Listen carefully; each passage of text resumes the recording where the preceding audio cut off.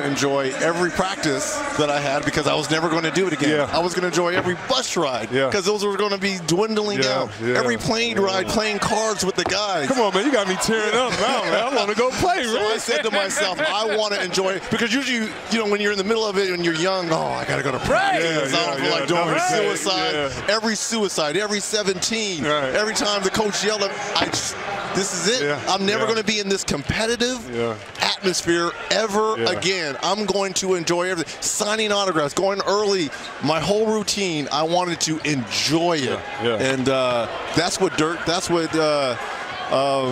D-Wade is going. That's what you've got to be thinking about. You're never going to be at this. We are at the highest level of our profession. All-stars, Hall of Famers, soon to be with you.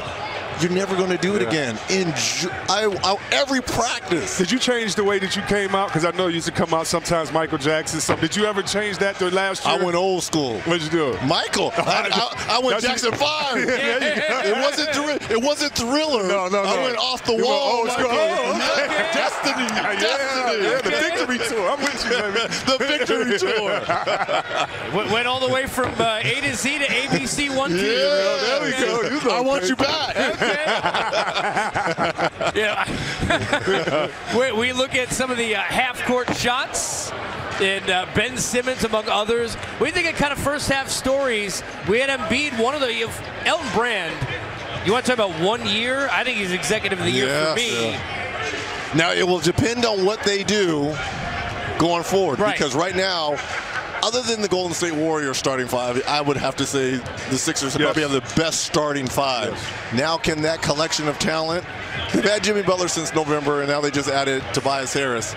Can they all get on the same page now here and get ready to make a deep run in the East, win the East, and represent the East in the finals? And how much tougher is that? Because it's different when you get a full camp, right? And you know in an offseason, okay, we got to figure out how to gel with. This is on the fly, and it's, okay, Butler here, then Tobias Harris. Now we got 3 new guys on the bench. How does Ennis get his minutes? What do we do with this guy, that guy? Shamit's gone. Who do we fill those minutes? How tough is that when you're going through a season? It is very tough, but I would say there's a few caveats. You have a couple of guys playing for free agency. So that means you usually listen a little bit more than that time. You want to show that you're a great teammate.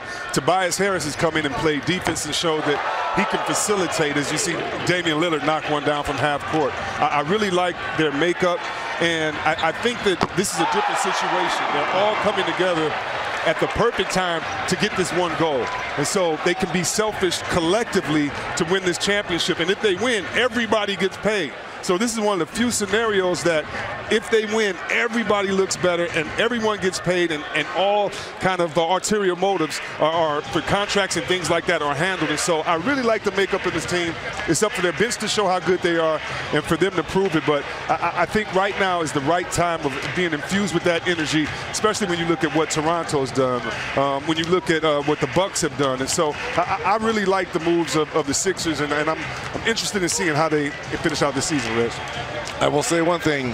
They've been kind of on easy street because it's always been trust the process, the injuries. We're going to bring them around slow. A lot of pressure now is on Brett Brown and that coaching staff. How about that? Yes. You got the talent in now. No excuses. Now you got to go.